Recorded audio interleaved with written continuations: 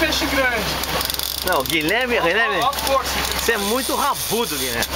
Eu tava puxando só de Olha, brincadeira. tá lá embaixo, mano. Olha lá, olha lá. Olha lá, tá vindo. Olha lá. Eu tava puxando só de brincadeira, daí... Será que ele não tinha pegado a tempo? Você tá filmando também, Antônio? a teia. Ué, acho que ele tava passeando com a gente. Eu tô filmando. Não é, tenho certeza, porque eu tava conseguindo fazer e do nada eu senti um barulho. Ah, você sentiu? Eu senti um negócio. Pois é, não vamos Esse- tirar o esse- mérito do pescador, não é? É, esse cara é muito rabudo, não é Olha o possível. bichinho metido aí. Ele veio de Agora o bichinho tá danado, hein? Tem Agora, 5 negros olha, querendo ele comer. mordeu bem, porque pra não escapar. Tem 5 negros querendo comer. Pequenininho, né? Cadê? O Joaquim vai pegar a resposta lá, né? A comida é aqui mesmo.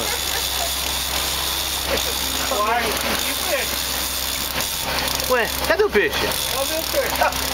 Não, não, tinha um peixe aí. Soltou o peixe, pô. Isso daí é isca? Achei estranho. Não, era o peixe, pô. Não acredito que o peixe... Fugiu o peixe? Ah, que fugiu, né? Mas tinha peixe, pô. Eu acho que Não tinha. ia fazer toda essa força. Não era só isso, impossível.